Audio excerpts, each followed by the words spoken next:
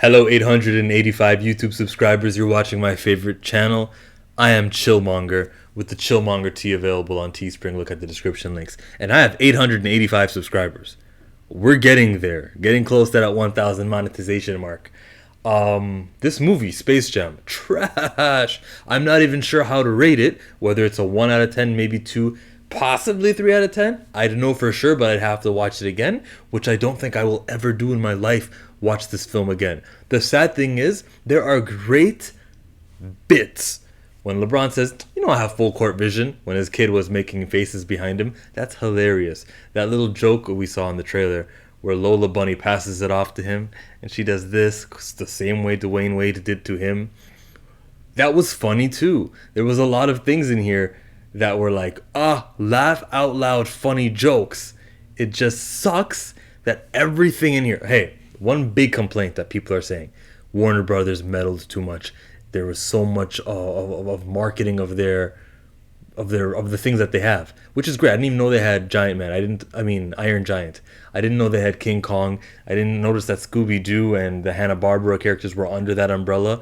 Harry Potter. Sometimes you forget these things are, and we know the Justice League, and we know the obvious ones. When you have all of these things in your show, in your Game of Thrones, in your studio, use it to the benefit. Don't waste time with me trying to believe Lola Bunny is going to be living with Wonder Woman Diana up in freaking Themyscira. Don't do that. Don't waste your time doing that. It got in the way. It got in the way in a major way where where you would think, they tried to get their branding in there and you'd think it would be minor. If all we had was LeBron falling into Toon World and his mark was a check mark from the Nike logo, this little swoosh. If that was the only thing, I'd be like, yeah, that's great branding. That's an effective way to get your stuff in. This was not that. This was overwhelming. It was the plot of the film and sickened me. That's a huge problem with this. It just took away from everything. It took away from things too much. We could have had plays where they would be like, look at everyone in the stands. We could have had just the intellectual properties in the stands and be like, what would Batman do? Yeah, what would Batman do? And he does the thing where he vanishes and he scores and dunks a ball. And you would think, but what about the Flash? Roadrunner, you got that. Hey, we could have incorporated these people and not just the superheroes.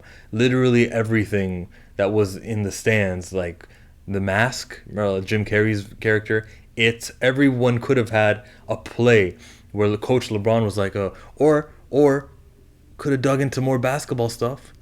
I did laugh when he made the LeBron meme face. Like that. There's no other way to explain it. I had to do the face. When he did that, it was funny because I got it. Basketball references landed on me. We needed more of that. I kind of like Damian Lillard's acting was bad when he's like, we got to do Dame time. Could have done more fun with that. The eyebrow joke to Anthony Davis wasn't that funny. The Taco Tuesday joke at the very end, where Bugs Bunny, who's magically alive. I remember Taco Tuesday. I remember laughing at the memes. I remember what DJ Michi Mich was doing the voiceovers of Taco Tuesday. It was hilarious. As a LeBron fan, I probably should have been catered to. I'm a fan of LeBron, not just the basketball play, but off the court stuff too. For the most part, he's awesome. Give me rewards for being a LeBron knowledgeable fan. This wasn't that. This was Warner Brothers trying to get their shit in. That took away from the film.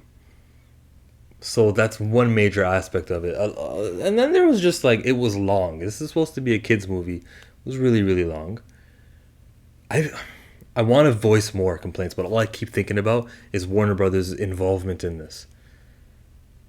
LeBron James' acting is bad.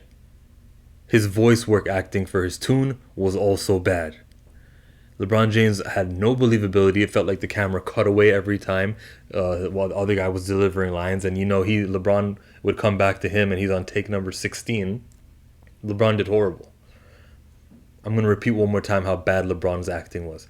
So poor. I like the character he played in that, what's the one with Amy Schumer? That was hilarious when he's like, yo, how come when I used to play in Miami, you used to always visit? But then I moved to Cleveland, and you don't visit anymore. Like, he was so whatless. That was a good character. He played a character. Maybe because he was sitting alongside actors who cared. Maybe in this film, everyone who was around him was a yes man. LA is Hollywood. They don't want to tell this man the right and wrong way to do stuff. And they're just licking, what's the polite way to put it? They're kissing his butt this whole way through. And no one would say, this movie is going to come out in year 2021. And it's stuck. There's no fixing it. This is a period in time which is like cemented, a capsule in time.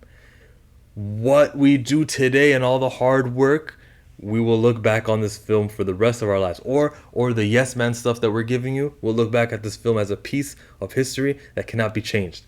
We should be working really hard on our acting. We should be repeating lines here and there. We should be perfecting our craft. We should be doing two-a-days. These are things that this basketball player could relate to. Speak to him that way. He doesn't want to be in a bad movie. He'll never admit it, but when he watches it, he sees his performance bad. I'll watch the Michael Jordan Space Jam just to get this off of my cleanse it to the bad taste. That there was a funny joke with Michael B. Jordan, with the music playing. I knew the joke was coming because I heard the joke was coming before I actually saw it, but that was a hilarious joke. Why didn't we get Michael A. Jordan? Very good, very funny. I know Michael B. is involved with WB. He has like literally, it's like it's the diversity policy type thing where you have to hire a bunch of people because of what Michael B. Jordan represents. You guys got to hire a certain number of what's the word when you're not enough of you guys? Underrepresented people to be backstage, underrepresented actors, a group from this, a person from that. Everyone needs to be visible on screen, as well as for some films, for most films. Everyone in the backstage, camera, production, directors, all the executives, they need to be mixed too. And he's like head of that charge. It's a great thing. I think it's positive. I don't know about on screen because some movies they're gonna require an all white or an all different non-white cast. It depends on the story you're telling. But as far as behind the scenes, I'm sure anybody is qualified to hold the microphone. You know, there's gonna be different people to look at scripts. So that's Michael B. That's why he's in the WB, I guess, crowd. He's involved very much with that company. Plus, his name is Jordan. That helped. Wearing the shoes and everything. Very funny joke. So with the funny bits, with like the 5 times you'll laugh in here, they're great. The in-between getting from one scene to another. Bugs Bunny doing the MC Hammer. LeBron James was so selfish. He could have done more jokes about his hairline. Remember when he came to Toon World, his beard was on that side and his hairline was here and he just swapped it? I was waiting for the punchline. Nothing came of it.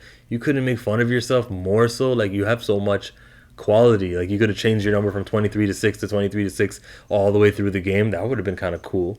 I'm not even like that big of a LeBron fan, but I know more jokes that I could have infused, like the one I literally just made up about him changing from 23 to 6. Poor movie, man. You guys let me know how you all feel about it. Who likes it? I'm sure no one is saying 8 out of 10 movie. No, I'm sure no one's saying that for this. And I put out a Twitter poll a minute ago. I said, we know this movie was bad, but how much could I pay you to watch it again? $20, 50, 100, or not even 100? Go vote on that poll on Twitter. And if you're not going to do that, go check out my Patreon. And if you're not going to do that, go check out my Teespring store, which I plugged at the beginning of this. I am Chillmonger. I thank you for watching.